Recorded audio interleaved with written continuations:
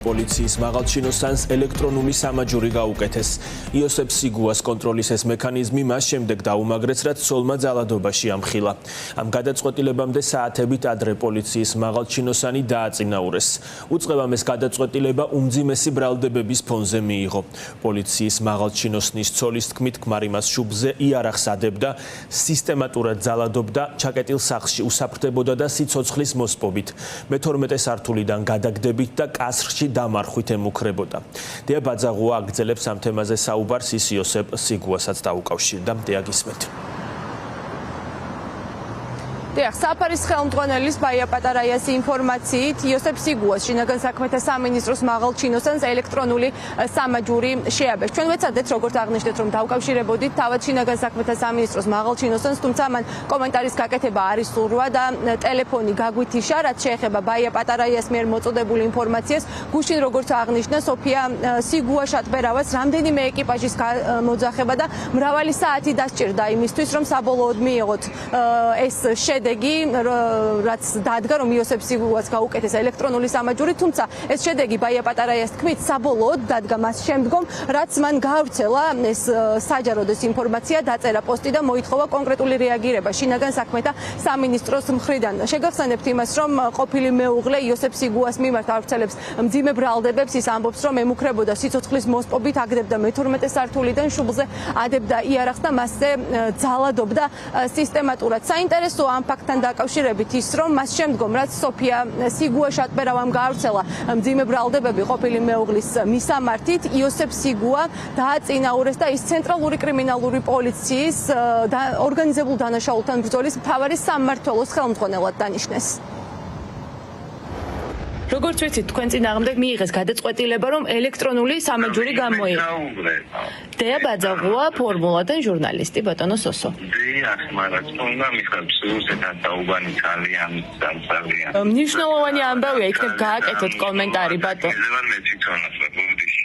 ბატონო სოსო, ხომ არ გიცავთ თქვენი თანამდებობა უფრო მძიმე სასჯელისგან?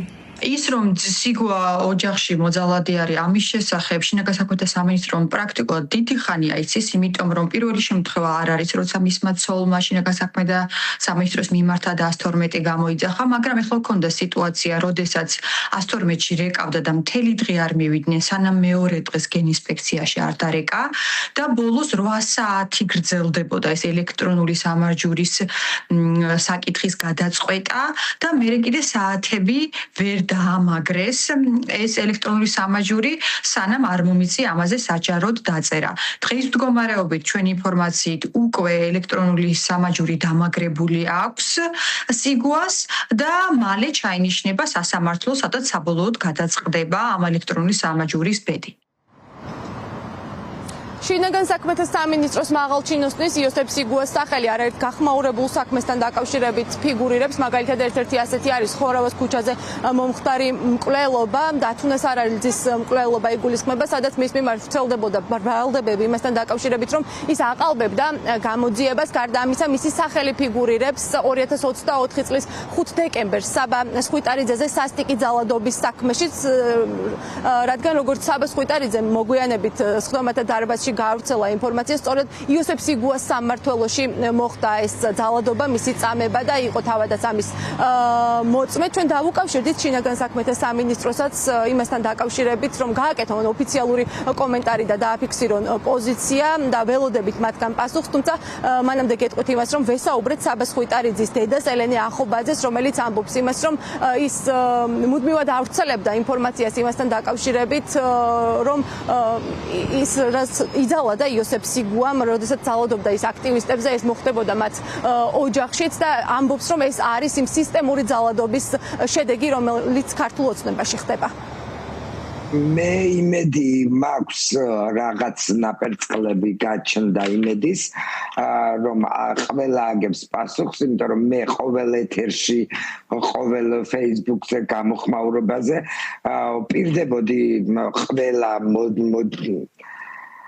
ჯალათს და მოძალადეს, რომ აუცილებლად თავიანთი ოჯახები აგებინებდნენ პასუხს და ეს დღეს დადგა და კიდე ბევრი აგებს პასუხს, იმიტომ რომ არ არსებობს ადამიანი, რომელიც არის მოძალადე სხვასთან, ის აუცილებლად იქნება მოძალადე ოჯახში, სისტემის დანაშაული, სისტემა ამას იმიტომ ბედავს, რომ თვითონ ხართ კრიმინალების შეყრილი სისტემაში და თვითონ არ უნდათ რომ ეს უკვე ვეღარ გძურებიან ამ სიტუაციიდან და კაც სამაჯური შეაბეს იარაღის ტარების უფლება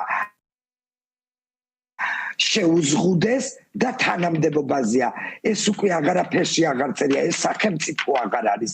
ეს არის რაღაც 90-იანებშიც რომ არ არსებობდა და ალბათ კორეაშიც არ არსებობს ესეთი რაღაცა, რომ ყველანაირი კანონი არის უკვე დარღვეული, ყველანაირ კანონს აქვს ფასი დაკარგული.